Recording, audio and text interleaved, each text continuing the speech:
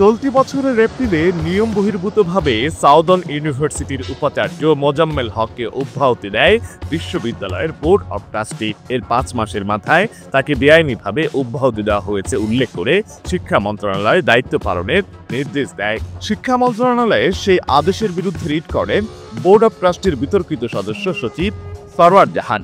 সেই রিটের প্রেক্ষিতে উচ্চ আদালতে শিক্ষা মন্ত্রণালয়ের আদেশ স্থগিত করে। সেই আদেশকে চ্যালেঞ্জ করে অব্যাহতিপ্রাপ্ত উপাচার্য মোজাম্মেল হক উচ্চ আদালতের আপিল বিভাগে পিটিশন দায়ের করলে ৩ মাসের জন্য পূর্বের আদেশ স্থগিত করে চেম্বার আদালত। ফলে শপথে দায়িত্ব পালনে আর বাধা রইল না উপাচার্য মোজাম্মেল হকের। গত ৪ ডিসেম্বর আপিল বিভাগের চেম্বার আদালতের বিচারক মোহাম্মদ রেজাউল হক শুনানি শেষে স্থগিতের আদেশ দেন। যেখানে 2010 সালের সংসদের পাশ করা আইন মানছেন না, সেখানে ওরা তো করবে মানে সরকারি দেবে মানা প্রয়োজনই মনে করছে না। ওরা অবস্থা টাকা পয়সা দিয়ে তারা যে কোনো কিছু নিউজ করে উঠতে পারে যে কোনো জায়গায়, তাদের ধারণা। তারপর তারা প্রায় বলে আসে যে এখন মেনে জেনেছি তাদের যে অনেক টাকা পয়সা আছে। তবে যারা এখানে দুর্নীতির সঙ্গে জড়িত ওতপ্রোত করে তাদের কাছ থেকে দুর্নীতিমুক্ত কোনো কিছু আশা করা কিংবা সরকারি আইন অনুযায়ী সরকারি নির্দেশনা বা কোর্টের নির্দেশনা মানাটা তাদের ধাতে নাই, এটা তার মাথায় আর না। বড় সমস্যা হলো এই নির্দেশনাগুলো না নামানোর কারণে যারা এখন দায়িত্ব নিয়ে আছে জেনে শুনে যে তারা একটা অবৈধ এই বিশ্ববিদ্যালয় পরিচালনা করছে, সরকারি নির্দেশ অমান্য করে কোর্ট নির্দেশ অমান্য করে। জানা গেছে 2021 সালের 16 মার্চ অধ্যাপক ইঞ্জিনিয়ার মোহাম্মদ মোজাম্মেল হককে সাউদার্ন ইউনিভার্সিটির উপাচার্য হিসেবে নিয়োগ দেন বিশ্ববিদ্যালয়ের তৎকালীন চ্যান্সেলর। দায়িত্ব নেওয়ার পর সার্টিফিকেট বাণিজ্য সহ নানান অনিয়ম খুঁজে পান তিনি। এসব নিয়ে কথা বলায় চলতি বছরের 20 এপ্রিল নিয়ম বহির্ভূতভাবে মোজাম্মেল হককে অব্যাহতি দেয় বোর্ড অব ট্রাস্টি। অভিযোগ আছে বিশ্ববিদ্যালয়ের বোর্ড অব ট্রাস্টির সদস্য সচিব সরওয়ার জাহানি দুর্নীতি অনিয়মের মূল হোতা। তার সাথে আছেন অবৈধভাবে অর্থ উপার্জন, কালোবাজারে পণ্য বিক্রি, বিনা টেন্ডারে পুকুর খনন, অতিরিক্ত গাড়ি ব্যবহার ও নিয়োগ দুর্নীতি সহ নানা অভিযোগে মেঘনা পেট্রোলিয়াম থেকে বদলি হওয়া কর্মকর্তা শরীফ আশরাফুজ্জামান।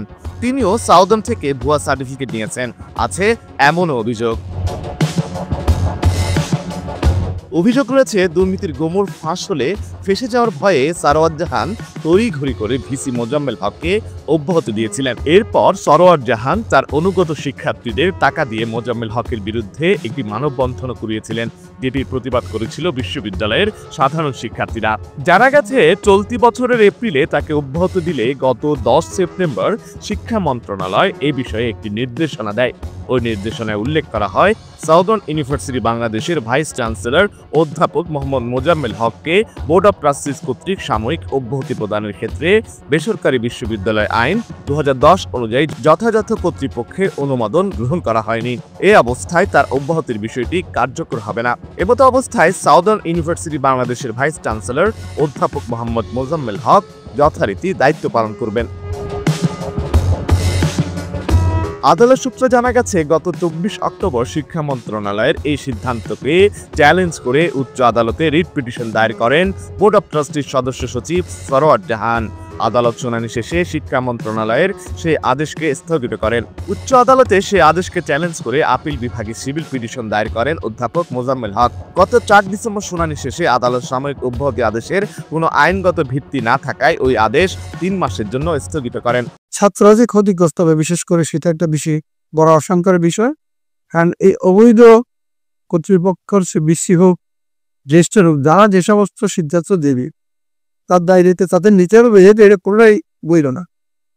এখন তারা অবশ্য বলতে পারে যে আমাদেরকে হুকুম করছে সেই জন্য আমরা করছি, কিন্তু হুকুমের আসামি আই হোক ট্রাস্টের যারা আছে তারা লেখদান আছে জড়িত দুর্নীতির সঙ্গে, তারা হুকুমের আসামি হোক, কিন্তু আপনাকে খুনের হুকুম দিলে আপনি খুন করতে পারবেন না। সেটা আমাদের বর্তমান ভাইস চ্যান্সেলর যে দায়িত্ব পালন করছেন অবৈধভাবে কিংবা রেজিস্ট্রার যিনি দায়িত্ব পালন ওনারা যদি না বুঝেন সেই দায়িত্ব ওনারা এড়াতে পারবেন না।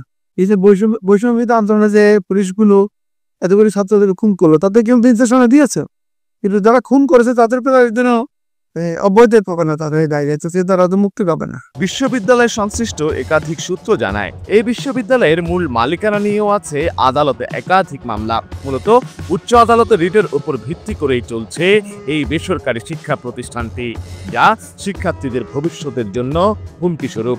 শুধু তাই নয়, এইচএসসি ও সমমান পরীক্ষায় উত্তীর্ণ শিক্ষার্থীদের চট্টগ্রামের সাউদার্ন ইউনিভার্সিটিতে ভর্তির বিষয়ে সতর্ক করেছে খোদ বিশ্ববিদ্যালয় মঞ্জুরি কমিশন ইউজিসি। গত 28 নভেম্বর এক বিজ্ঞপ্তিতে সাউদার্ন সহ 8 বিশ্ববিদ্যালয়ে ভর্তির ক্ষেত্রে সতর্কবার্তা জানায় ইউজিসি। ভর্তি হয়ে প্রতারিত হলে এবং পরে কোনো আইনগত সমস্যা সৃষ্টি হলে তার দায়ভার ইউজিসি নেবে না বলেও জানানো হয়। জানা গেছে বিশ্ববিদ্যালয়ের নিজের ক্ষমতা দেখিয়ে বিভিন্ন অনিয়ম সহ অর্থের বিনিময়ে সার্টিফিকেট বিক্রির সঙ্গে জড়িত তিনি। বোর্ড অব ট্রাস্টির কয়েকজন বাদে বেশিরভাগই চাপে পড়ে সরওয়ার জাহানের অবৈধ কর্মকাণ্ড সমর্থন দিয়ে যাচ্ছেন। যারা সমর্থন দিচ্ছেন তারা আওয়ামী লীগ সরকারের মদতপুষ্ট ছিলেন। সাউদার্ন ইউনিভার্সিটির আওয়ামী ঘনিষ্ঠ ট্রাস্টি বোর্ডের সদস্য হিসেবে রয়েছেন মীর আব্দুস সালাম, যিনি চট্টগ্রামের এস আলমের গাড়িকাণ্ডের মূল হোতা। এছাড়াও আরও আছেন সাবেক ভূমিমন্ত্রী সাইফুজ্জামান চৌধুরী জাবের, নগর আওয়ামী লীগের কোষাধ্যক্ষ সাবেক সাংসদ আব্দুস সালাম, ঋণ খেলাপি মামলার অন্যতম আসামি মোস্তফা গ্রুপের পরিচালক শফিক উদ্দিন এবং জাহান আলমগীর। এসব বিষয়ে জানতে ট্রাস্টি বোর্ডের সদস্য সচিব সরওয়ার জাহানের মুঠোফোনে একাধিকবার কল করলেও তিনি সংযোগ তোলেননি। আশিক আরিফিন, প্রতিদিনের বাংলাদেশ, চট্টগ্রাম।